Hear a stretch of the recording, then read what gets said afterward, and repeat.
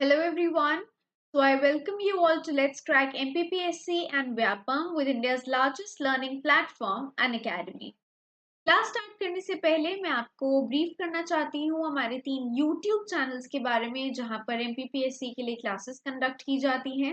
ये 3 चैनल्स हैं let's crack MP exams, MP 360 और अभियान। जैसे कि आप देख सकते हैं करंटली मैं क्लास ले रही हूँ अभियान चैनल पर। इसी तरह हमारे 3 टेलीग्राम चैनल्स भी हैं जो है लेट्स क्रैक MP एग्जाम्स, अभियान और MP 360।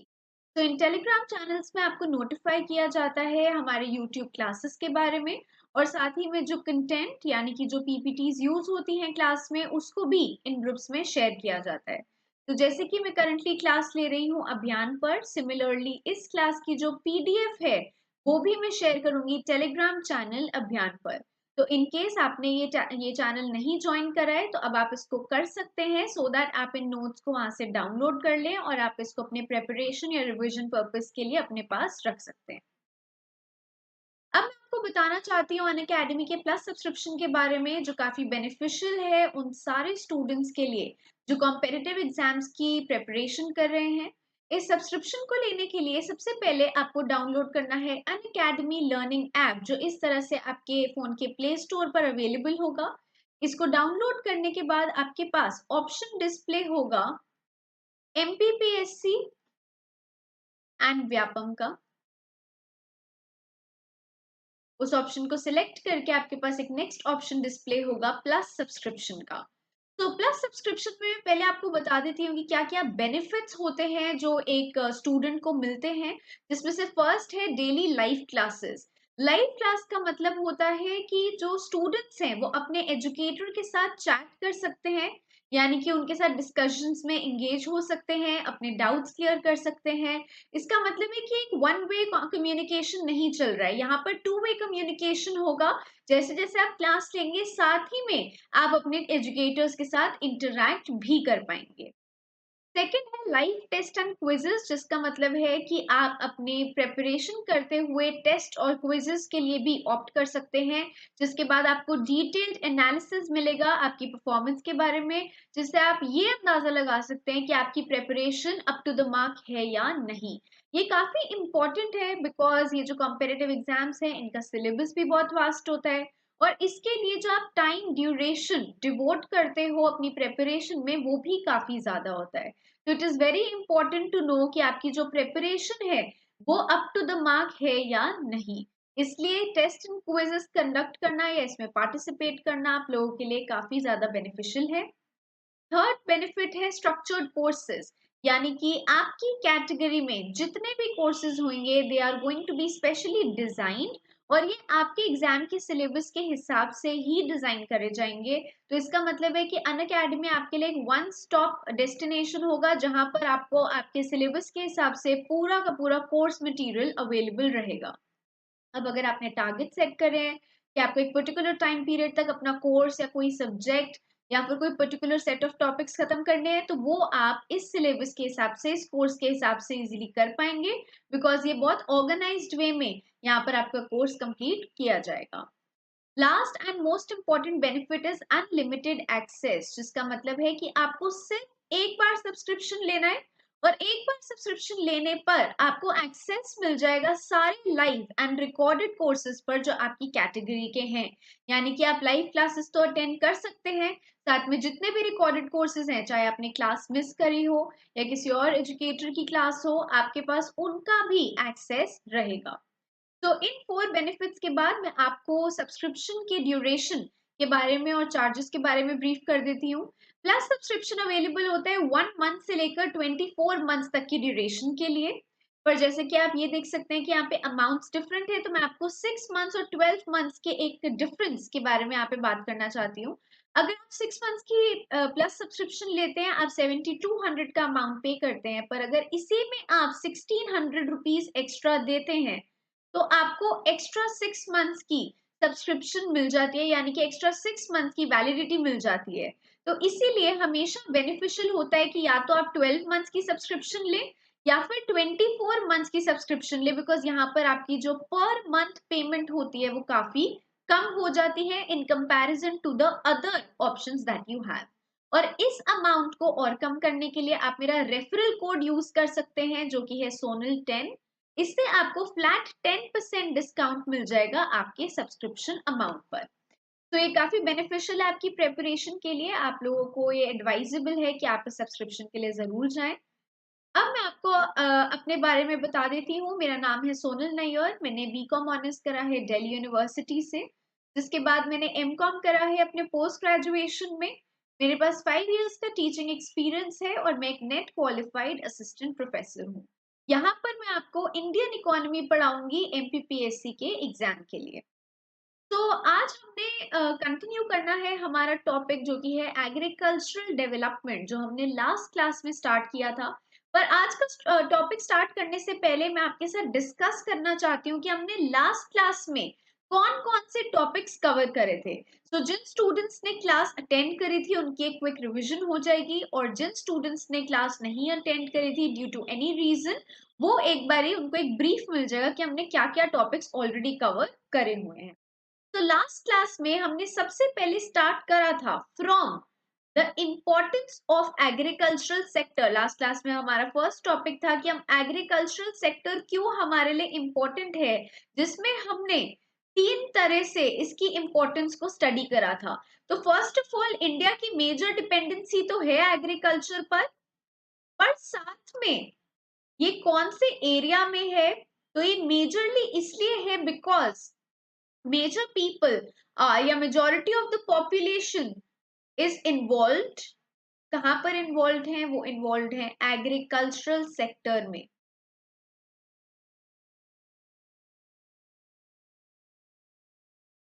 देन नेक्स्ट वाज कि जो मेजॉरिटी पॉपुलेशन है वो रिजाइड कहाँ करते हैं? वो रिजाइड करते हैं रूरल एरियाज में।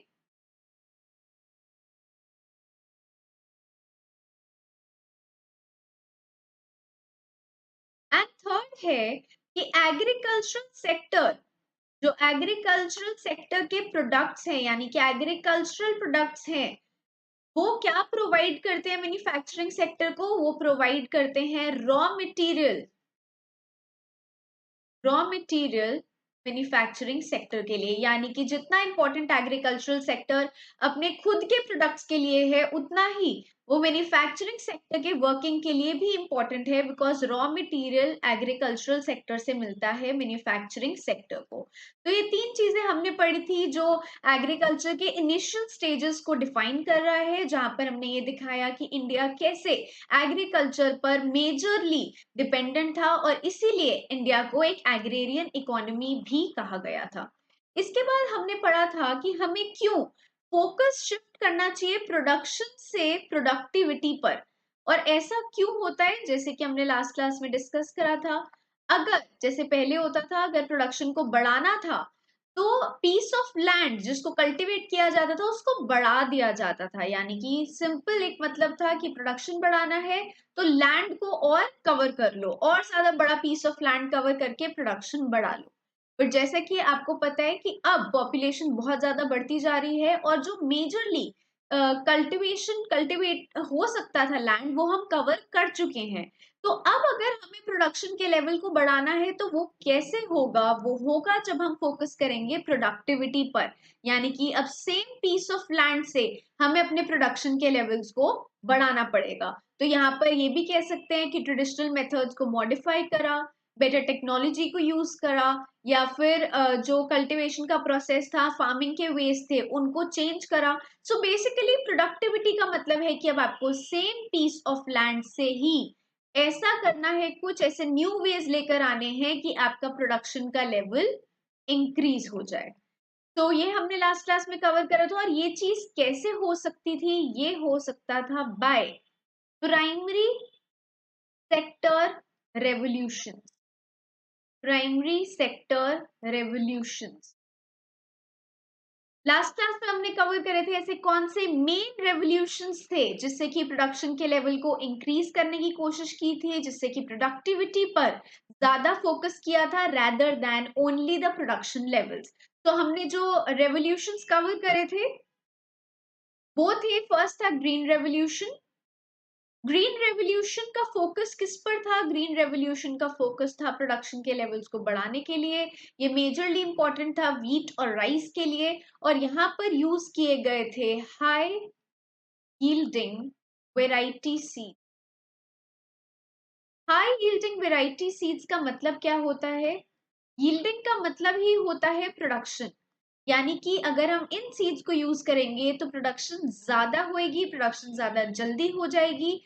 तो इन सीड्स के साथ ही में जो एक पैकेज ग्रीन रेवोल्यूशन का जिसको कहा जाता है वो था हाई यील्डिंग वेराइटी सीड्स, साथ ही में फर्टिलाइजर्स एंड पेस्टिसाइड्स, और इसके साथ इरिगेशन फैसिलिटी। तो अगर ये तीन चीजें हैं स्ट्रॉन्ग, तो ग्रीन रेवोल्यूशन को अडॉप्ट करना काफी ज्यादा आसान था। तो इसीलिए अगर हम देखा जाए तो एरियाज लाइक पंजाब और हरियाणा में ये जो रेवोल्यूशन है ये काफी हिट शो था, बिकॉज वहां पर एक तो लैंड भी बहुत ज्यादा था और ये जो फैसिलिटीज थी ये भी बहुत ज्यादा अच्छे से अवेलेबल थी। और ग्रीन रेवोल्यूशन मेनली किन दो क्रॉप्स के लिए बेनिफिशियल था? व्हीट और राइस के लिए। तो ये हमने पढ़ा था ग्रीन रेवोल्यूशन के बारे में। इसके बाद हमने कवर करा था येलो रेवोल्यूशन। येलो रेवोल्यूशन में हमने देखा था कि फोकस किया गया है किसकी प्रोडक्शन पर? Production of oil seeds main focus था येलो रेवोल्यूशन का। और जब हम ऑयल सीड्स कहते हैं तो ऐसे कौन से दो मेन ऑयल सीड्स थे जिन पर फोकस था? वो थे मस्टर्ड एंड सेसेमे। और ऐसा क्यों किया गया था? येलो रेवोल्यूशन को क्यों इंट्रोड्यूस करा गया था? तो रीजन था सेल्फ रिलायंस के लिए। सेल्फ रिलायंस कह सकते हैं या सेल्फ सफिशिएंसी कह सकते हैं, दोनों का मीनिंग सेम होता है। सेल्फ रिलायंस का मतलब है कि आपकी इकोनॉमी में जितनी प्रोडक्शन की जरूरत है, आपकी इकोनॉमी में कंजम्पशन कंप्लीट करने के लिए जितने अमाउंट की प्रोडक्शन की जरूरत है उतना कंट्री के अंदर ही प्रोड्यूस किया जाए, उसके लिए किसी और कंट्री पर डिपेंडेंट ना रहा जाए, इसको कहते हैं सेल्फ रिलायंस। तो यहां हमने कवर कर लिए दो, ग्रीन रेवोल्यूशन और येलो रेवोल्यूशन। नेक्स्ट जो हमने कवर किया था वो था blue revolution. Blue revolution focus करता है development of development of fisheries पर, यानी कि यहां पर फोकस था एक्वा कल्चर पर, यानी कि एक्वेटिक लाइफ पर, इसलिए इसका नाम भी रखा गया है ब्लू रेवोल्यूशन। और लास्ट जो हमने रेवोल्यूशन पढ़ा था वो था व्हाइट रेवोल्यूशन। और जब भी हम व्हाइट रेवोल्यूशन टर्म यूज करते हैं तो इसके साथ एक टर्म एसोसिएटेड है जो है operation flood. Operation flood. White revolution किस चीज से रिलेटेड है, किस चीज के प्रोडक्शन से रिलेटेड है? तो ये है मिल्क प्रोडक्शन से रिलेटेड। मिल्क प्रोडक्शन बढ़ाने के लिए व्हाइट रेवोल्यूशन को इंट्रोड्यूस किया गया था। और लास्ट जो हमने पढ़ा था वो था पिंक रेवोल्यूशन, जहां पर हमने देखा कि पिंक रेवोल्यूशन किस चीज के साथ रिलेटेड था? It was related to meat and poultry processing. और क्योंकि इस सेक्टर के एक्सपोर्ट्स काफी ज्यादा हैं और उससे हमारी इकोनॉमी का बेनिफिट भी हो रहा है, तो हमने इसी में पढ़ा था कि इस सेक्टर के क्या पोटेंशियल्स हैं, इस सेक्टर में गवर्नमेंट ने क्या इनिशिएटिव्स लिए हैं, ऐसे क्या स्कीम्स इंट्रोड्यूस करें जिससे कि ये सेक्टर और ग्रो कर पाए, क्योंकि ये अभी ही काफी ज्यादा हाई रेट पर ग्रो कर रहा है। तो ये जो इनिशिएटिव्स हैं ये जो गवर्नमेंट के थ्रू लिए गए हैं वो हमने यहाँ पर डिस्कस करे थे। तो ये सारा पार्ट हम कवर कर चुके हैं लास्ट क्लास में, और आज हम कंटिन्यू करेंगे इसके बाद न्यू एग्रीकल्चरल पॉलिसी ऑफ 2000 से। तो आज की क्लास स्टार्ट करते हैं अब हम। फर्स्ट टॉपिक है न्यू एग्रीकल्चरल पॉलिसी। तो सबसे पहले जो पॉलिसी है इसका मोटिव क्या था, इसका एम क्या था? तो यहाँ पर हम कह सकते हैं this policy seeks to actualise this policy seeks to actualise the vast untapped, अभी मैं आपको इसका मीनिंग भी बताऊंगी, vast untapped potential of Indian agriculture. यानी कि इस पॉलिसी का फोकस किस पर था? इस पॉलिसी का फोकस था उन एरियाज पर या फिर इंडियन एग्रीकल्चर के उस पोटेंशियल पर जो कि अभी तक यूज नहीं किया गया, अभी तक वास्ट अनटैप्ड, यानी कि अभी तक उस पर फोकस नहीं करा, उस एरिया को या उस चीज को यूज नहीं करा। तो वहां पर भी इंडियन एग्रीकल्चर के पोटेंशियल को बूस्ट करने के लिए न्यू एग्रीकल्चरल पॉलिसी फ्रेम करी गई थी, जिसका एम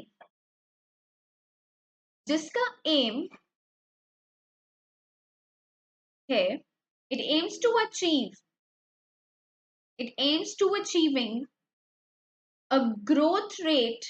अब ये काफी इंपॉर्टेंट है, प्लीज आप इसको भूलना मत। Growth rate in excess of 4% per annum in the agricultural sector,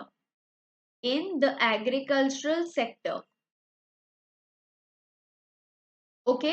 यानी कि हमें ये पता लग गया कि इन्होंने एक तो फोकस करा है इस पॉलिसी में उस एरिया पर, उस पोटेंशियल पर जो अभी तक हमने यूज नहीं करा, डिस्कवर ही नहीं करा। और साथ में एम क्या था इस पॉलिसी का? तो इस पॉलिसी का एम था कि हमें एग्रीकल्चरल सेक्टर में एटलीस्ट 4% से ज्यादा, एक्सेस ऑफ 4% का मतलब है 4% से ज्यादा का ग्रोथ रेट अचीव करना था एनुअली।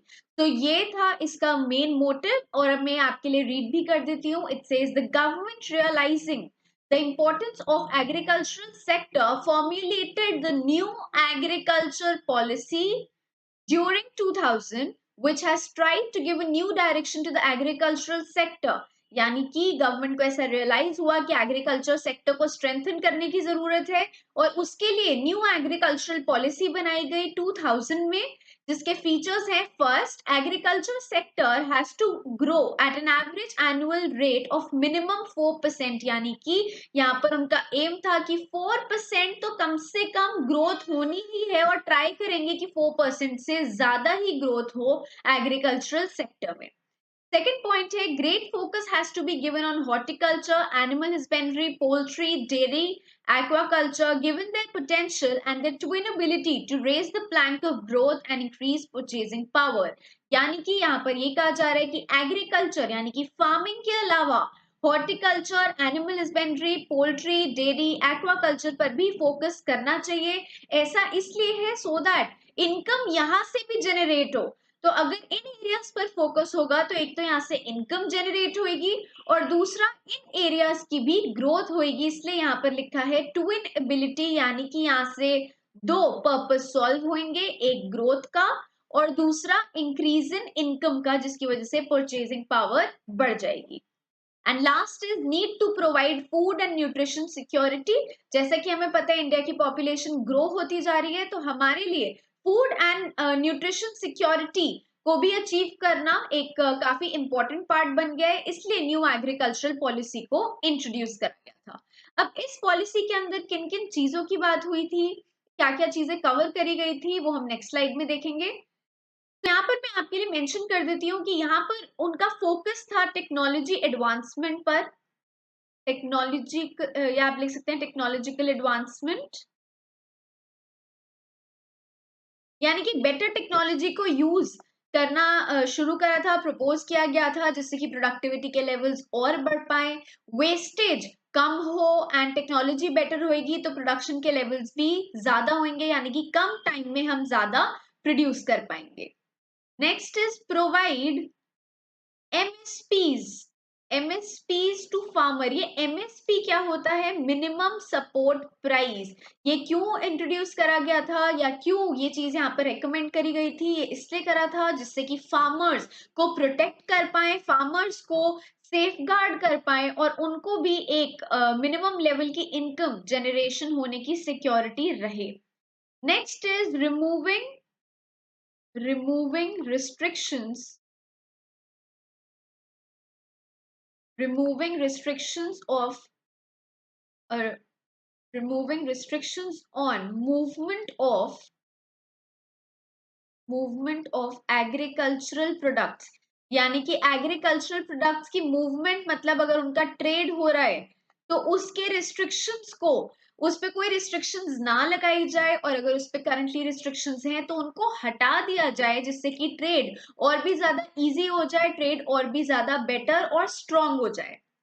साथ में इंक्रीज इन पब्लिक इन्वेस्टमेंट, ये भी एक मोटिव था, बिकॉज अगर पब्लिक इन्वेस्टमेंट बढ़ जाएगी तो इन एरियाज में जो ग्रोथ का लेवल है, या इन एरियाज में जो डेवलपमेंट का लेवल है, वो काफी इजीली ज्यादा इंक्रीज हो पाएगा। Next is promote non agricultural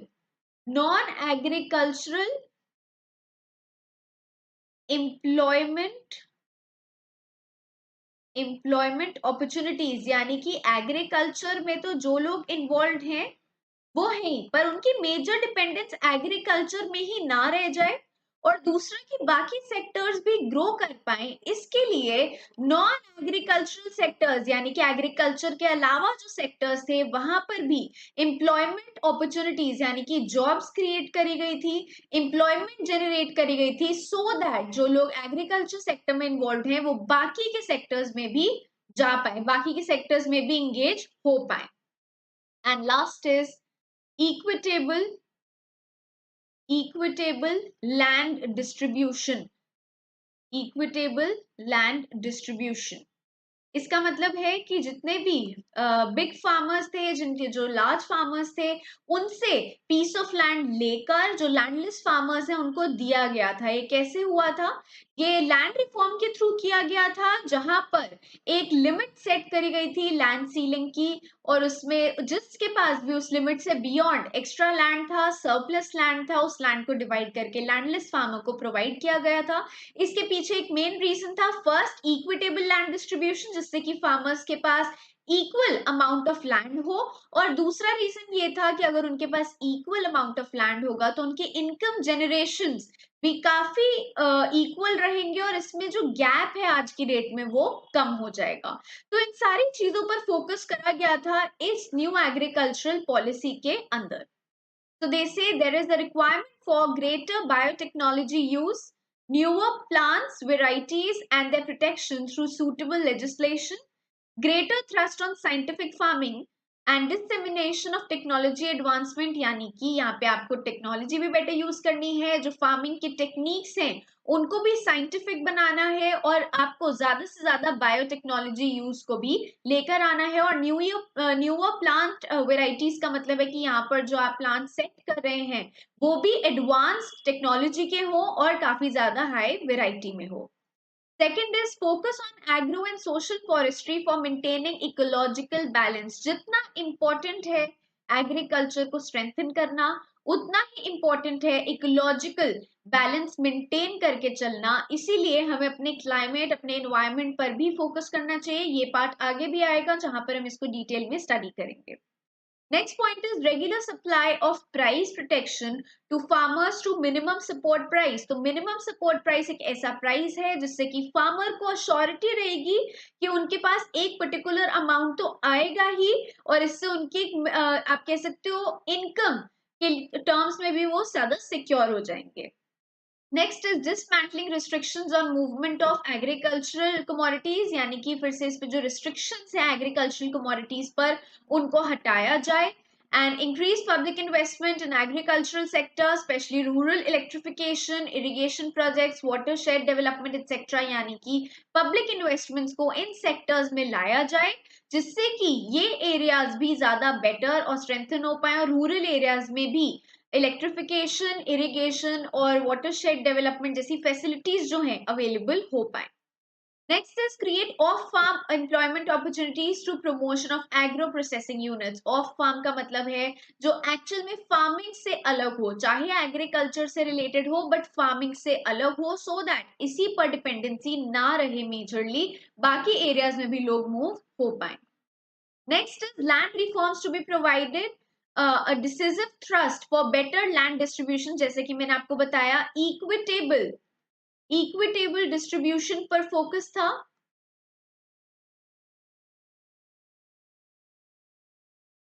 So they say land reforms to be provided a decisive thrust for better land distribution, consolidation and redistribution of surplus land to landless farmers. जैसे मैंने आपको बताया, अगर किसी भी फार्मर के पास जितना पीस ऑफ लैंड अलाउड है, जो सीलिंग है, अगर उससे ज्यादा सरप्लस में लैंड अवेलेबल था तो उसको लैंडलेस फार्मर को दे दिया गया था, जिससे कि इक्विटेबल डिस्ट्रीब्यूशन रहे. National Agriculture Insurance Corporation should provide insurance cover in case of crop failure, drought, etc. यानी कि इस पॉलिसी में ये भी इंट्रोड्यूस किया गया था कि अगर क्रॉप फेलियर हो जाए या ड्रॉट हो जाए तो उस केस में इंश्योरेंस कवर मिलना चाहिए, जिससे कि जो फार्मर्स हैं वो लॉस बेयर ना करें, उनका बहुत ज्यादा ये जो अनएक्सपेक्टेड लॉस है ये ना हो. And last is allowing private sector participation through contract farming. Contract farming का मतलब क्या होता है?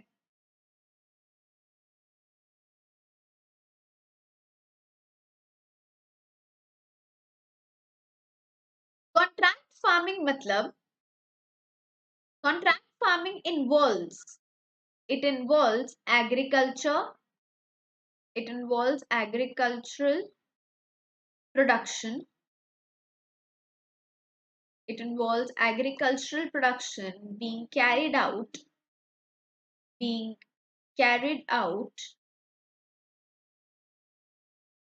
on the basis of क्योंकि यहाँ पे मेंशन कर रहे हैं वर्ड कॉन्ट्रैक्ट, तो यहाँ पर मेंशन करेंगे on the basis of an agreement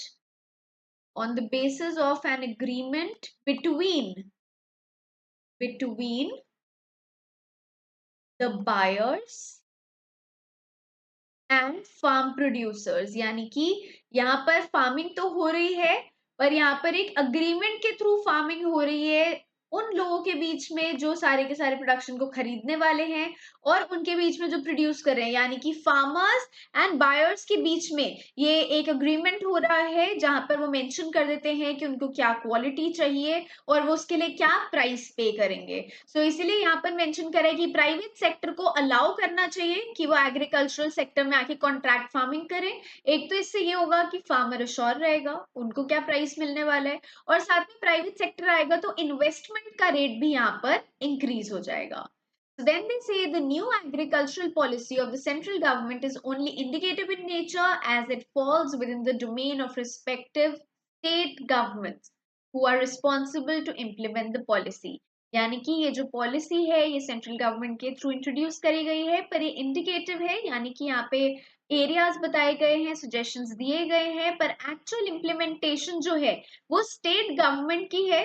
तो इसलिए स्टेट गवर्नमेंट रिस्पॉन्सिबल है इस पॉलिसी के इम्प्लीमेंटेशन के लिए. नेक्स्ट हम चलते हैं एग्रीकल्चर एक्सपोर्ट पॉलिसी पर, जो कि 2018 में इंट्रोड्यूस करी गई थी. तो अगेन मैं आपको इसके बारे में ब्रीफ कर देती हूँ कि इसको इंट्रोड्यूस कैसे करा था. तो the union cabinet chaired by Prime Minister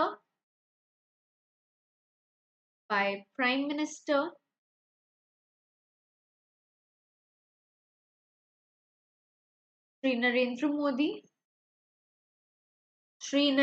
Modi has approved this policy. तो इस पॉलिसी को अप्रूव किया गया है यूनियन कैबिनेट के थ्रू, जहां पर Shri Narendra Modi that is our prime minister was there. तो इसका अप्रूवल यहाँ से आया है और इसका एम किस चीज पर है? तो इट एम्स टू, इस पॉलिसी का जो एम है वो है to double farmers income by 2022. ये इनका एम था. और साथ ही में export of agricultural products would play a crucial role in achieving this target. यानी कि फार्मर की इनकम को डबल करना था पर किस तरह करना था? यहाँ पर एग्रीकल्चरल गुड्स के एक्सपोर्ट पर फोकस करके फार्मर की इनकम को डबल करने का एम सेट किया गया था। तो they say in order to provide an MSPs, इसका मतलब है फोर्स, यानी कि एग्रीकल्चरल गुड्स के जो एक्सपोर्ट है उसको बढ़ाने के लिए the government has come out with comprehensive agriculture export policy, यानी कि एग्रीकल्चरल सेक्टर या एग्रीकल्चरल गुड्स का जो एक्सपोर्ट है उसको बढ़ाने के लिए इस पॉलिसी को फ्रेम करा गया था। और इसका एम क्या है? इसका एम है to double the agricultural products and integrating Indian farmers and Indian products with the global value chains, यानी कि यहाँ पर इंडियन फार्मर्स को और उनके प्रोडक्शन को ग्लोबल वैल्यू चेन्स यानी कि ग्लोबल लेवल पर लेके जाने का एम है, जिससे कि फार्मर्स की इनकम डबल हो जाएगी। The agriculture export policy envisions in harnessing the export potential of Indian agriculture to transform India as global power in agriculture and raise farmers' income, यानी कि यहाँ पर इंडियन एग्रीकल्चर के जो पोटेंशियल है उसको बढ़ाना था, उसको स्ट्रेंथन करना था और साथ में इंडिया को ग्लोबल लेवल पर अपने एग्रीकल्चर प्रोडक्ट्स के लिए लाने का एम था। तो इसके साथ ही हम देखते हैं कि इनके फोकस किन किन एरियाज पर था। अगर हम इस पॉलिसी की बात करें तो इसमें काफी वाइड एरिया कवर हो रहा था, जिसमें हम लिख सकते हैं that the focus was on agricultural, जैसे कि अभी हमने पढ़ा है एग्रीकल्चरल एक्सपोर्ट, यानी कि एग्रीकल्चर ओरिएंटेड गुड्स का एक्सपोर्ट करना, साथ में एक्सपोर्ट प्रमोशन, क्योंकि अगर एक्सपोर्ट ज्यादा होगा तो भी हमारी इकोनॉमी के लिए अच्छा है, हमारी इकोनॉमी अर्न करेगी उससे, तो एक्सपोर्ट प्रमोशन भी इनका एक एम था। साथ में बेटर फार्मर रियलाइजेशन, यानी कि जो फार्मर के पास इनकम आ रही है वो भी ज्यादा हो, वो भी ज्यादा पैसे अर्न कर पाए, ये भी एक एम था इस पॉलिसी का। जिसके साथ हमारा फोर्थ फोकस आता है सिंक्रोनाइजेशन with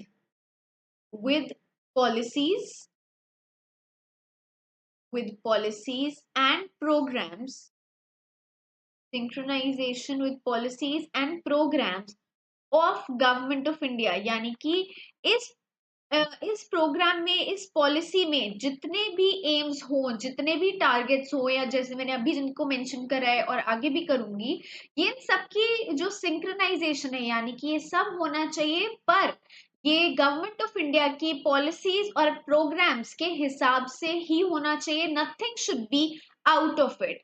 इसके साथ हम मेंशन करते हैं टू प्रोटेक्ट और to promote novel, indigenous,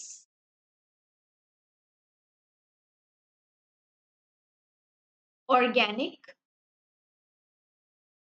ethnic, traditional,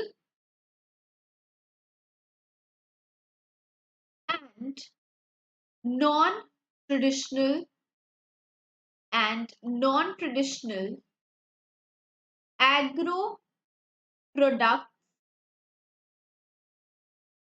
exports, यानी कि जो कोर एग्रीकल्चरल प्रोडक्ट्स हैं उनका तो एक्सपोर्ट करवाना ही था, उनके एक्सपोर्ट पर तो फोकस था ही, जो कि फर्स्ट पॉइंट है, मेन फोकस था। साथ ही में जो बाकी के एग्रो प्रोडक्ट्स थे उन पर भी फोकस करना था, जैसे कि यहाँ पर मेंशन है traditional, non traditional agro products. तो बेसिकली यहाँ पर फोकस था दो चीजों पर, एक एग्रीकल्चर प्रोडक्ट्स पर और एक उनके एक्सपोर्ट पर। इन दो एरियाज को कंबाइन करके स्ट्रेंथन करेंगे तो यहाँ से एग्रीकल्चरल सेक्टर का भी बेटरमेंट होगा, एक्सपोर्ट्स भी बूस्ट होंगे और फार्मर की इनकम भी बढ़ जाएगी।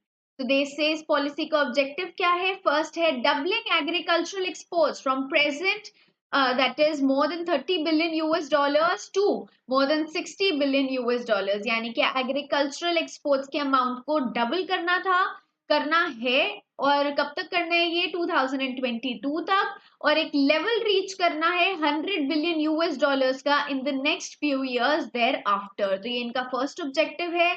सेकेंड ऑब्जेक्टिव है diversify India's export basket and destinations by boosting value added agricultural exports, यानी कि जो गुड्स या जो प्रोडक्ट इंडिया एक्सपोर्ट करता है उनको और ज्यादा डाइवर्सिफाई करना था और उनमें वैल्यू एडेड एग्रीकल्चरल गुड्स को ऐड करना था और उनको बेटर जगहों पे यानी कि ग्लोबली बेटर कंट्रीज में एक्सपोर्ट करने का एम था, जिससे कि हम बेटर अमाउंट अर्न कर पाए और हम कॉम्पीट कर पाए ग्लोबल लेवल पर एग्रीकल्चरल प्रोडक्ट्स में, जो कि बाकी के कंट्रीज के प्रोड्यूस के कंपटीशन में हो। नेक्स्ट है promote indigenous organic traditional and non traditional agricultural products, यानी कि कोर एग्रीकल्चरल प्रोडक्ट्स के अलावा इन एग्रीकल्चरल प्रोडक्ट्स को भी प्रमोट करना था, इनके एक्सपोर्ट पर भी फोकस करना था।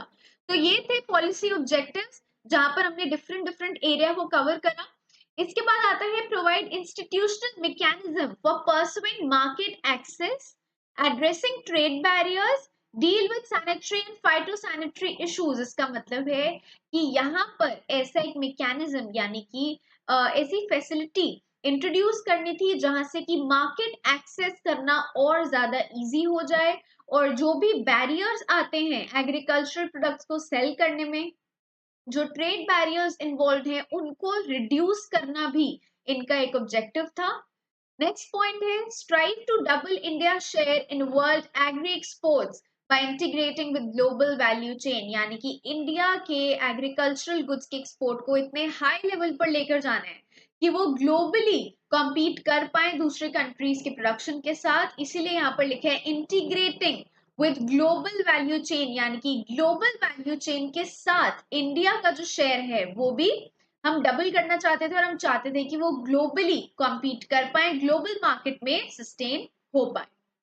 Next is enable farmers to get benefit of export opportunities from global market. तो जो भी बेनिफिट होगा एक्सपोर्ट से उसका बेनिफिट जो है वो प्रोवाइड करना था फार्मर्स को, जिससे कि उनकी इनकम के लेवल्स भी बढ़ जाए। इसके बाद एक काफी इंपॉर्टेंट पॉइंट आता है जो है मिनिमम सपोर्ट प्राइस। जैसे कि मैंने आपको कहा था पहले, इसके बारे में अब हमें डिटेल में पढ़ना है। मिनिमम सपोर्ट प्राइस क्या होता है, मिनिमम सपोर्ट प्राइस को क्यों इंट्रोड्यूस किया गया और इसका क्या रोल प्ले है, तो ये मैं आपको पहले यहाँ पर डिटेल में एक्सप्लेन कर देती हूँ, फिर हम रीड करेंगे। तो मिनिमम सपोर्ट प्राइस, तो ये एक सिस्टम है और इसको स्टार्ट कब किया गया था। This MSP MSP system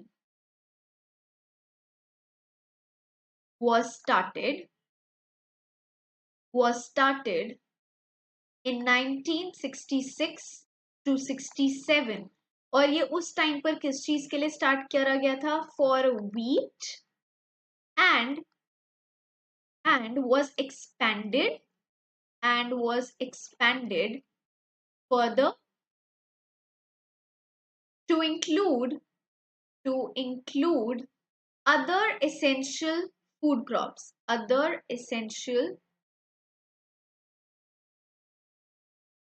crops, यानी कि मिनिमम सपोर्ट प्राइस का जो कॉन्सेप्ट है इसको स्टार्ट किया गया था 1966 टू 1967 में और ये इनिशियली इंट्रोड्यूस करा गया था व्हीट के लिए और बाद में मिनिमम सपोर्ट प्राइस को एक्सटेंड कर दिया गया था और एसेंशियल फूड क्रॉप्स के लिए भी।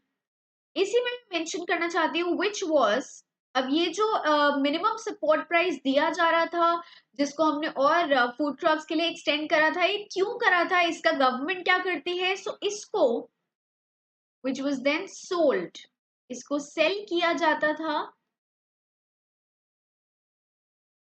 Poor section of the society को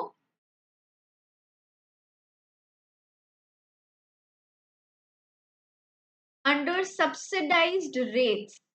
सब्सिडाइज्ड रेट्स का मतलब क्या होता है कि जो प्राइस चार्ज किया जाता है वो मार्केट प्राइस से कम होता है और ये कहाँ होता था, under the public distribution system.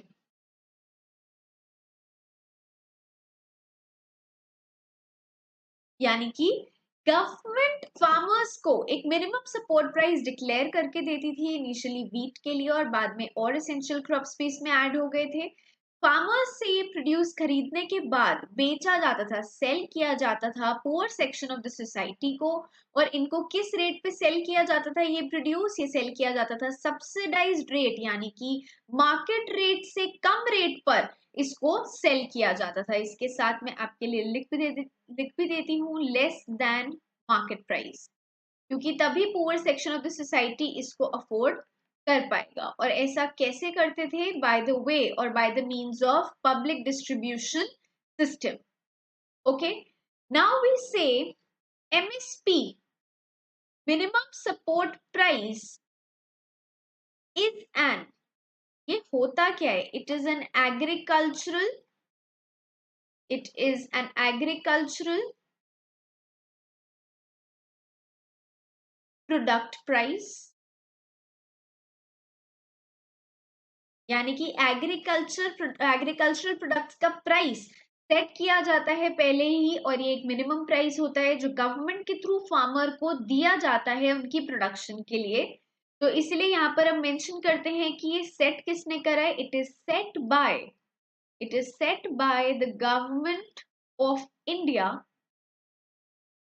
Okay, और इसकी परचेज कैसे होती है? It is set by government of India to purchase directly. यहाँ पर गवर्नमेंट डायरेक्टली ये प्रोडक्शन या ये जो प्रोड्यूस है वो खरीदते हैं फ्रॉम द फार्मर्स। ऐसा क्यों है और मिनिमम सपोर्ट प्राइस को क्यों इंट्रोड्यूस करा गया है? ये है फार्मर्स को प्रोटेक्ट करने के लिए, फार्मर्स को सेफ गार्ड करने के लिए, जिससे कि उनका नुकसान ना हो अगर वो अपने प्रोडक्शन को मार्केट में ना सेल कर पाए, उनके पास एक इनकम की स्टेबिलिटी रहे। तो ये मैं यहाँ मेंशन कर देती हूँ आपके लिए, this rate is to safeguard, it is to safeguard the farmer, it is to safeguard the farmer to a minimum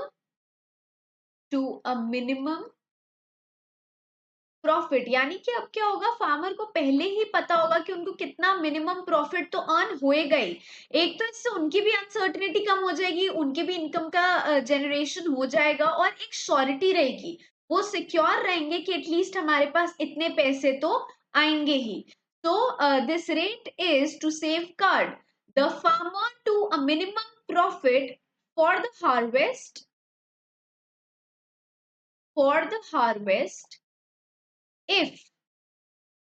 if the open market, if the open market has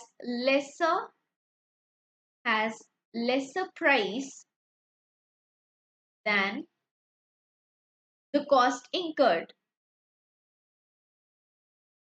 यानी कि अगर market में इस product का price कम हो जाता है, by the time harvesting होती है अगर इन प्रोडक्ट्स का प्राइस कम हो जाता है, तो उस केस में भी क्योंकि government minimum support price provide कर रही है फार्मर को, ये रेट उनको ऑलरेडी पता होता है, तो इस सिचुएशन में भी वो प्रोटेक्टेड रहेंगे, उनको तो मिनिमम सपोर्ट प्राइस के हिसाब से पेमेंट मिलेगी। तो इसीलिए यहाँ पर भी ये इंपॉर्टेंट है, एमएसपी का एक मेजर रोल प्ले है। अब मैं आपको लेके चलती हूँ लास्ट स्लाइड पर, और अब हम रीड करते हैं मिनिमम सपोर्ट प्राइस के बारे में। जैसे कि यहाँ पर मेंशन है, the government announces the minimum support price prior to harvest, यानी कि हार्वेस्टिंग से पहले ही मिनिमम सपोर्ट प्राइस को अनाउंस कर दिया जाता है, which is to say that the minimum price of crops in the market would not be less than the MSP announced for the crop, यानी कि जो एमएसपी अनाउंस करा है उतना फार्मर को मिलेगा ही मिलेगा, और ये एडवांस में अनाउंस किया जाता है, जिससे कि अगर बाद में प्राइस कम भी हो जाए तो एमएसपी का अमाउंट तो उतना ही रहेगा जितना अनाउंस्ड है। Of the MSP announced for various crops, the government through Food Corporation of India directly procures. अब आप देखो यहाँ पे कहाँ से लाते हैं produce, it directly procures wheat and rice for meeting buffer stock. Buffer stock क्या होता है? Buffer stock is the surplus it is the surplus of agricultural production, जिसमें नेसेसिटीज कवर होते हैं, जो मेंटेन किया जाता है, जिससे कि अगर कोई नेचुरल कैलामिटी आ जाए या कभी कोई इमरजेंसी लाइक सिचुएशन आ जाए तो हमारे पास बफर स्टॉक एटलीस्ट अवेलेबल हो कंजम्पशन के लिए। तो दे से कि गवर्नमेंट जो व्हीट एंड राइस है उसको प्रोक्योर करके बफर स्टॉक मेंटेन करती है, और उसके बाद जो फूड ग्रेन्स उसके पास होते हैं वो उसको poor section of the society के लिए भी चैनलाइज करती है, यानी कि उनके लिए अवेलेबल करवाती है गवर्नमेंट स्पॉन्सर्ड स्कीम्स के थ्रू, यानी कि गवर्नमेंट स्पॉन्सर्ड स्कीम्स के थ्रू पुअर सेक्शन को भी यहाँ से फूड ग्रेन्स मिल जाते हैं जो गवर्नमेंट खरीदती है डायरेक्टली फार्मर से। Last point है, for the remaining crops, the government would ensure a price which is higher than MSP in the market. यानी कि गवर्नमेंट ने सबसे पहले फार्मर से MSP पर क्रॉप्स खरीदे, उन क्रॉप्स को लेकर और व्हीट एंड राइस की प्रोडक्शन को लेकर बफर स्टॉक मेंटेन कर दिया, साथ में poor section of the society को भी फीड कर दिया गवर्नमेंट स्पॉन्सर्ड स्कीम्स के थ्रू, और उसके बाद जो क्रॉप्स बचते हैं वो गवर्नमेंट भी मार्केट में सेल कर देती है, बट ऑब्वियसली वो भी वहां पर अर्न करेंगे तो वो एमएसपी से ज्यादा प्राइस पर उसको मार्केट में सेल कर देते हैं। देन से ये जो क्रॉप्स कवर होते हैं या एमएसपी में जो कमोडिटीज कवर होती हैं वो कौन कौन सी हैं, तो एमएसपीज में टोटल 23 कमोडिटीज कवर होती हैं, और ये जो 23 कमोडिटीज हैं इसमें आते हैं 7 सीरियल्स, साथ में 5 पल्सेस, साथ में 7 ऑयल सीड्स, और यहाँ पर आते हैं 4 कमर्शियल क्रॉप्स, और साथ में यहाँ पर वेजिटेबल्स वगैरह भी, यहाँ पर फ्रूट्स एंड वेजिटेबल्स भी कवर किए जाते हैं। तो दे से कि जो 23 कमोडिटीज हैं उसमें यहाँ पर मेंशन करा हुआ है as of 2020 Commission for Agricultural Cost and Prices, that is CACP, recommends MSPs of 23 commodities, जो कि है 7 सीरियल्स, इनका नाम यहाँ पर मेंशन है paddy, wheat, maize, sorghum, pearl millet, barley and ragi, 5 pulses यानी कि gram, toor, moong, urad and lentil, 7 oil seeds जिसमें आता है groundnut, rapeseed, mustard, soybean, sesame, sunflower, safflower, niger seeds, and 4 इसमें कमर्शियल क्रॉप्स भी कवर होते हैं जो है copra, sugar cane, cotton and raw jute. तो यहाँ पर बेसिकली आपको नाम बता के एक ब्रेकअप दे दिया है कि कौन कौन से सीड्स वगैरह को कवर किया जाता है एमएसपी के अंडर, कौन से ऐसी कमोडिटीज हैं जिसको इसमें कवर किया जाता है। साथ ही में फ्रूट्स एंड वेजिटेबल्स के लिए मेंशन कर रहे हैं that fruits and vegetables are sold to the agriculture produce marketing cooperatives of respective state governments, यानी कि अब यहाँ पर स्टेट गवर्नमेंट्स के जो मार्केटिंग कोऑपरेटिव है उनको फ्रूट्स एंड वेजिटेबल्स सेल किए जाते हैं, which also fix price keeping in view their relative cost and also ensure that farmers obtain a fair price, यानी कि यहाँ पर मिनिमम सपोर्ट प्राइस नहीं है पर यहाँ पर एक ऐसा प्राइस ऑफर किया जाता है फार्मर को जिससे कि उनके पास एक मिनिमम लेवल का प्रॉफिट तब भी अर्न हो पाए, और यहाँ पर कंसिडर किया जाता है कि फार्मर ने भी तो प्रोडक्शन करी है, फार्मर ने भी तो कुछ प्रोड्यूस करा है, उनके भी पैसे लगे हैं, तो एटलीस्ट उनको ऐसा प्राइस दिया जाए कि उनके मिनिमम प्रॉफिट्स अर्न हो पाए। Let me say the delivery channel. अच्छा, अब जब हम यहाँ पर डिलीवरी चैनल की बात करते हैं तो यहाँ एक वर्ड आता है मिडिल मैन। मिडिल मैन का मतलब क्या होता है? Middle man first of all act करते हैं, ये एक तरह का बैरियर की तरह होते हैं एग्रीकल्चरल कमोडिटीज को सेल करने के लिए, यानी कि आप कह सकते हैं फार्मर से मार्केट तक जब प्रोडक्ट्स पहुंचते हैं तो इसमें काफी मिडिल मैन इन्वॉल्व होते हैं और एक बैरियर की तरह एक्ट करते हैं, बिकॉज ऐसा इसलिए है because they are responsible for, इनकी वजह से होता क्या है, they are responsible for first rise in prices. ऐसा क्यों होता है? देखिए, अगर फार्मर से कोई एक मिडिलमैन सारा का सारा प्रोडक्शन खरीद रहा है फिर वो उसको ट्रांसपोर्ट करवा के दूसरे मिडिलमैन तक पहुंचा रहे हैं, फिर वो दूसरा मिडिलमैन आगे अर्बन एरियाज में उस चीज को पहुंचा रहे हैं, फिर उसका डिस्ट्रीब्यूशन हो रहा है। अगर इस लाइन में, अगर इस चेन में बहुत सारे मिडिलमैन होंगे तो ऑब्वियसली वो लोग सब अपने प्रॉफिट्स अर्न करना चाहेंगे। तो इस वजह से क्या होगा, जैसे जैसे एक मिडिलमैन से दूसरे मिडिलमैन के पास प्रोडक्शन पहुंचेगी, प्रोड्यूस पहुंचेगा, वो अपने प्रॉफिट्स के लेवल को भी ऐड कर देंगे और अल्टीमेटली जब मार्केट में कमोडिटी पहुंचेगी तो उसका प्राइस काफी ज्यादा हो जाएगा। So the middlemen are responsible for high prices of the agricultural production in the market। और सेकंड है इसमें होर्डिंग्स, यानी कि कभी कभी मिडिलमैन क्या करते हैं, बिकॉज उनको भी प्रॉफिट अर्न करना है, वो प्रोडक्शन को अपने पास रोक के रख लेते हैं, होर्डिंग करते हैं उसकी, जिससे कि मार्केट में अवेलेबिलिटी कम हो जाए। अब अगर मार्केट में एग्रीकल्चरल प्रोड्यूस की अवेलेबिलिटी कम हो जाएगी तो ऑटोमेटिकली उन प्रोड्यूसर्स के या उन प्रोडक्ट्स के प्राइसेस बढ़ जाएंगे, और जब प्राइस बढ़ेगा तो वापस से मिडिलमैन मार्केट में आके इसको सेल कर देंगे। पर उनका यहाँ पर ये मोटिव हो गया सॉल्व की प्राइस बढ़ गया और उन्होंने ज्यादा प्रॉफिट अर्न कर लिया। तो इसलिए middleman is also responsible for hoardings. और साथ में हम लिख सकते हैं middleman also prevents, they also prevent farmers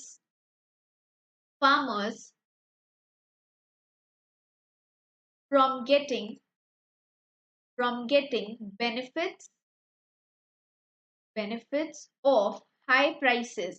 यानी कि इन्होंने तो हाई प्राइस पर कमोडिटी को सेल कर दिया पर उसका कोई भी बेनिफिट फार्मर को नहीं मिलता, बिकॉज फार्मर के साथ पहले ही एक काफी कम प्राइस पर डील हो चुकी होती है।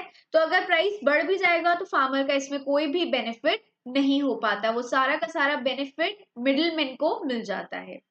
So that's why they say the delivery channel has a number of middlemen who serve as bottlenecks। bottlenecks यानी कि बैरियर की तरह होते हैं ये इस चेन के बीच में।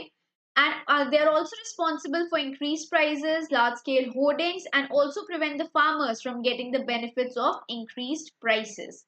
The MSP allows a farmer knowing the price which he would get for the produce। यानी कि जैसे मैंने अभी आपको बताया था, अगर MSP होता है तो फार्मर को एक श्योरिटी होती है कि उनको कितना प्राइस मिलेगा फूड ग्रेन्स के लिए।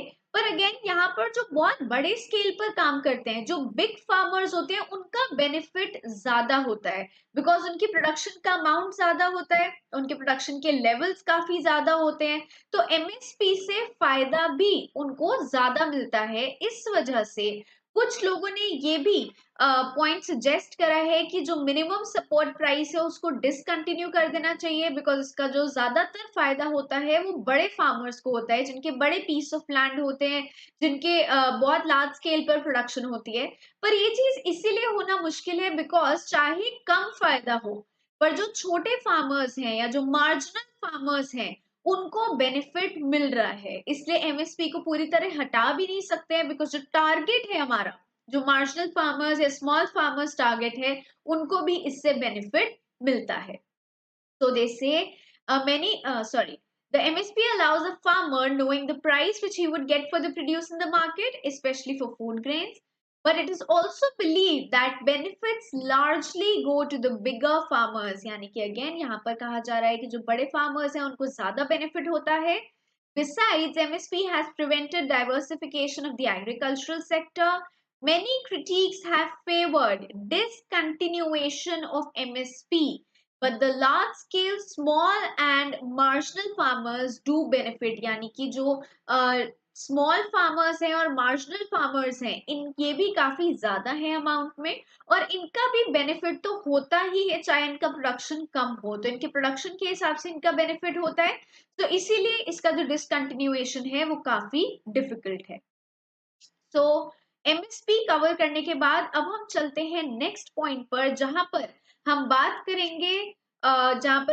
करेंगे रेवोल्यूशन के बारे में, और हम देखेंगे कि ग्रीन रेवोल्यूशन के बारे में यहाँ पर क्या डिस्कस किया और यहाँ पर ये टर्म सेकेंड ग्रीन रेवोल्यूशन क्यों मेंशन है। तो जैसा कि हमने क्लास के बिगिनिंग में डिस्कस करा था कि हमने लास्ट क्लास में ग्रीन रेवोल्यूशन कवर किया था। ग्रीन रेवोल्यूशन का एक पैकेज होता है, ग्रीन रेवोल्यूशन के पैकेज में होते हैं high yielding variety seeds,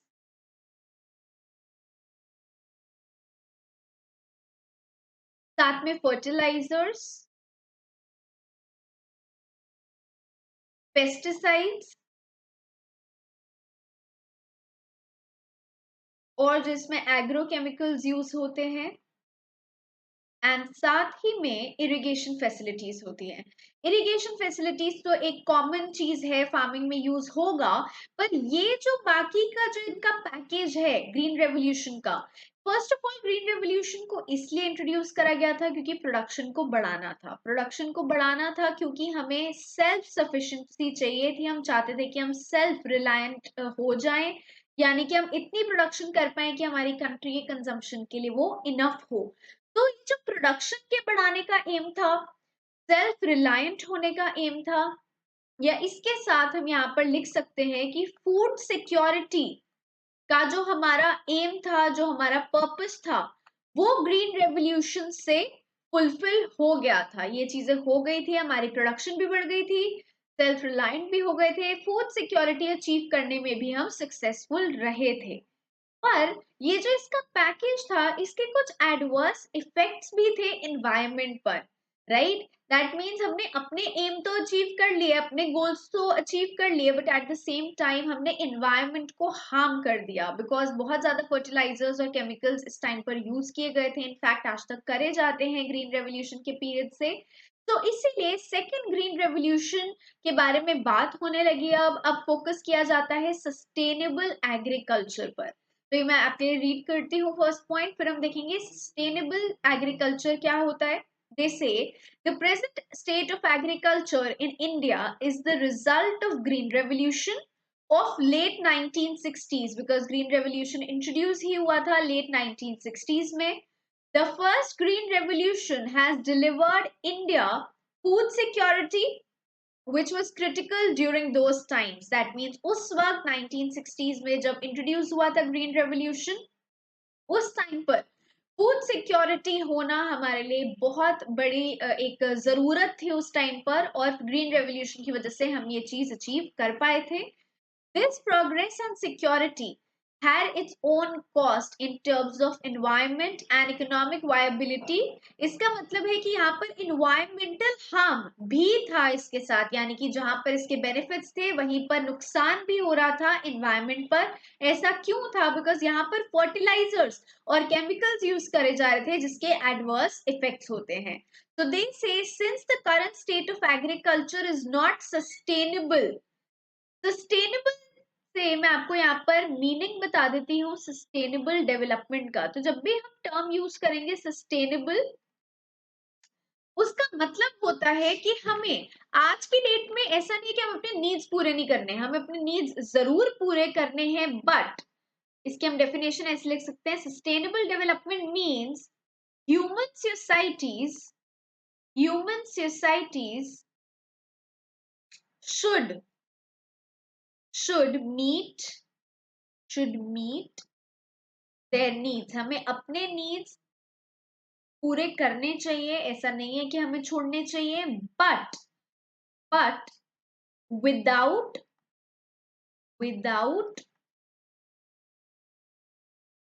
compromising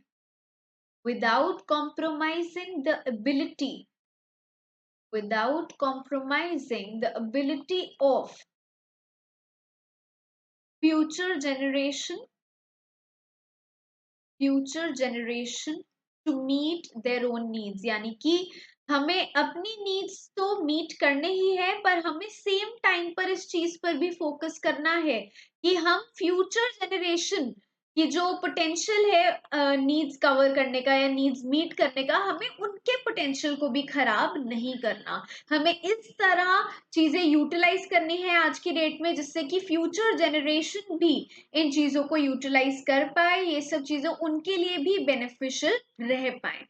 So that is why they say that current state of agriculture is not sustainable। यानी कि आज की डेट में जो प्रोडक्शन मेथड्स यूज हो रहे हैं, जिस हिसाब से केमिकल्स और फर्टिलाइजर्स यूज हो रहे हैं, इससे हमारी जो फ्यूचर जनरेशन है उनको प्रॉब्लम आ सकती है, हो सकता है वो अपने नीड्स को इजीली फुलफिल ना कर पाए। इस वजह से इंडिया की जो न्यू एग्रीकल्चरल पॉलिसी है उसका फोकस है सस्टेनेबल एग्रीकल्चर पर। तो जब हम सस्टेनेबल के साथ टर्म ऐड करते हैं एग्रीकल्चर, तो इसका मतलब होता है कि अब हमें फार्मिंग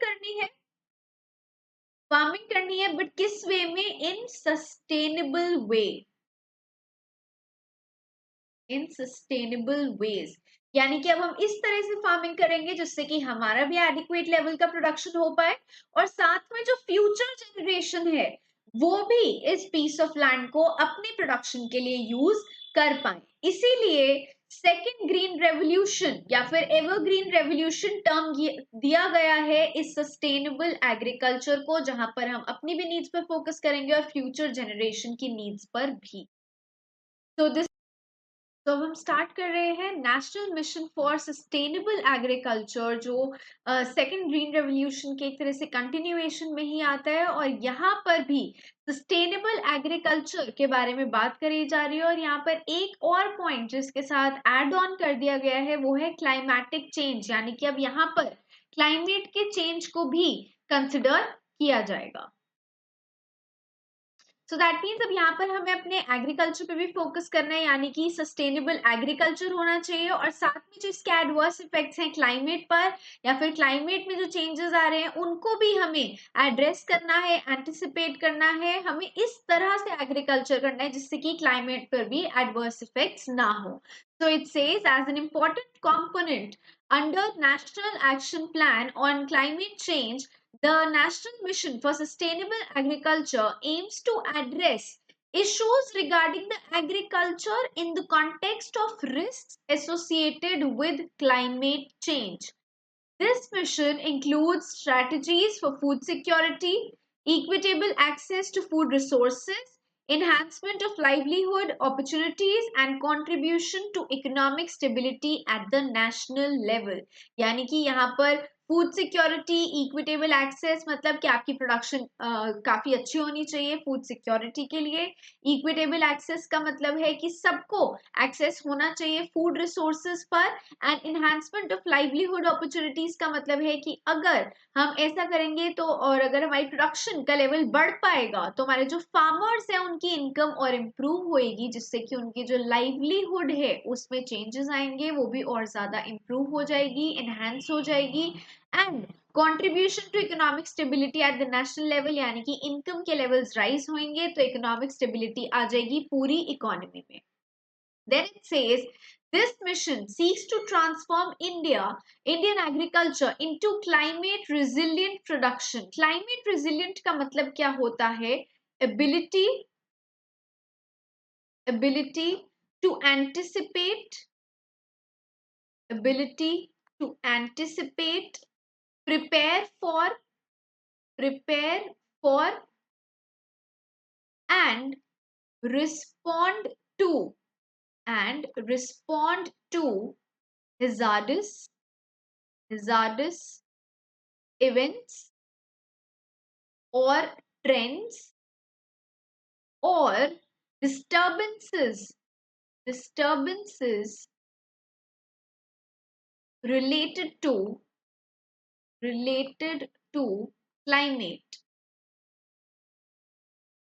यानी कि क्लाइमेट में अगर कुछ डिस्टर्बेंसेस हो रहे हैं, कुछ एडवर्स इफेक्ट्स आ रहे हैं, तो हमें अपने एग्रीकल्चर को इस तरह से ट्रांसफॉर्म करना है कि हम उन चेंजेस को एंटिसिपेट भी कर पाए, यानी कि पता लगा पाए कि ऐसा कुछ होने वाला है, हम उसके लिए प्रिपेयर्ड रहें और अगर ऐसा कोई इवेंट हो जाता है तो हम उस पर रिस्पॉन्ड कर पाए, यानी कि हम इमिडिएटली उस पर काम कर पाए। तो इसलिए यहाँ पर लिखा है this mission seeks to transform Indian agriculture into climate resilient production system in the domain of crop and animal husbandry। The mission tries to absorb improved technology, best practices, creation of physical and financial infrastructure, access to information and promotion of capacity building towards sustainable agriculture। इसका मतलब है कि आपको better technology use करनी है, आपकी जो farming के वेज हैं, जो प्रैक्टिसेस हैं वो बेस्ट होने चाहिए, साथ ही में जो इंफ्रास्ट्रक्चर है उसको और भी ज्यादा बूस्ट करना पड़ेगा एग्रीकल्चरल सेक्टर में, और जो हमारी कैपेसिटी है सस्टेनेबल एग्रीकल्चर के टुवर्ड्स मूव होने की उसको भी और ज्यादा प्रमोट करना पड़ेगा। So these were all the points जिस पर ये पॉलिसी फोकस करती है। अब मैं क्विकली आपको एक रन थ्रू करवा देती हूँ कि हमने क्या क्या चीजें आज कवर करी हैं। सो हमने अपनी क्लास स्टार्ट करी थी आज न्यू एग्रीकल्चरल पॉलिसी ऑफ 2000 से, जिसके बाद हमने कवर करा था एक्सपोर्ट पॉलिसी ऑफ 2018, जहां पर हमने देखा है कि न्यू एग्रीकल्चर पॉलिसी में इंडियन एग्रीकल्चर पर फोकस किया गया था। जो ग्रोथ रेट था वो मिनिमम 4% था और उसको उससे भी ज्यादा बढ़ाने की कोशिश की गई है।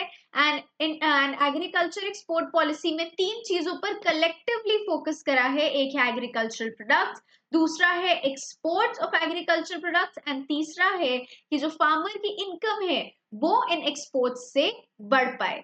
फिर हमने फोकस करा था मिनिमम सपोर्ट प्राइस पर, जहां हमने देखा कि कैसे फार्मर्स को प्रोटेक्ट किया जाता है, उनके इंटरेस्ट को सेफ गार्ड किया जाता है, उनको मिनिमम सपोर्ट प्राइस प्रोवाइड करके, जिससे कि अगर कोई नेचुरल कैलामिटी हो जाए या आप कह सकते हैं कि अगर कोई ऐसी सिचुएशन आ जाए जिससे कि वो मार्केट में अपना प्रोड्यूस ना सेल कर पाए या मार्केट में जो गुड्स है उनके प्राइसेस काफी कम हो जाए, तो इन दैट केस फार्मर को इतनी सिक्योरिटी रहेगी कि उनको एक मिनिमम अमाउंट तो गवर्नमेंट से मिलेगा ही, यानी कि वो एक मिनिमम लेवल का प्रॉफिट तो अर्न कर ही पाएंगे। फिर हमने देखा कि मिनिमम सपोर्ट प्राइस कौन से 23 कमोडिटीज के लिए कवर होता है। उसमें अलग अलग कैटेगरीज थी, सीरियल, पल्सेस, ऑयल सीड्स की और कमर्शियल क्रॉप्स की। जिसके बाद हमने कवर करा सेकेंड ग्रीन रेवोल्यूशन, जहां हमने देखा कि कैसे अब हमें इंडिया में ग्रीन रेवोल्यूशन जो आया था 1960 में, उसके बाद अब एक सेकेंड ग्रीन रेवोल्यूशन की जरूरत है, जहां पर हम सिर्फ एग्रीकल्चर पर फोकस ना करें बल्कि सस्टेनेबल एग्रीकल्चर पर फोकस करें। एंड सस्टेनेबिलिटी के साथ आता है नेशनल मिशन, जहां पर हमने देखा कि किस तरह से एग्रीकल्चर पर फोकस करना है, यानी कि सस्टेनेबल एग्रीकल्चर पर, सॉइल को ठीक रखना है, रिसोर्सेज को मैनेज करना है, जिससे कि फ्यूचर जेनरेशन भी अपने नीड्स को मीट कर पाए, और साथ ही में कैसे अपने क्लाइमेट को भी हमें कंट्रोल में रखना है, यानी कि उस पर जो एडवर्स इफेक्ट्स हैं उनको हमें मिनिमाइज करना है। So this was all for today. In the next class we are going to continue from here. अब आप लोगों की स्क्रीन पर ये बेल आइकन आ रहा होगा, तो इसको आप जरूर प्रेस करें जिससे कि आपको हमारी क्लासेस के नोटिफिकेशंस मिले, इससे आपकी कोई भी क्लास मिस नहीं होगी। एंड नेक्स्ट क्लास में हम यहीं से एग्रीकल्चरल डेवलपमेंट के टॉपिक को कंटिन्यू करेंगे। एंड जो स्टूडेंट्स प्लस सब्सक्रिप्शन लेंगे वो मेरा रेफरल कोड यूज करना ना भूलें। मेरा रेफरल कोड है सोनल10, जिससे कि आपको फ्लैट 10% डिस्काउंट मिलेगा आपके सब्सक्रिप्शन अमाउंट पर। So thank you all for joining in today. See you all in the next class.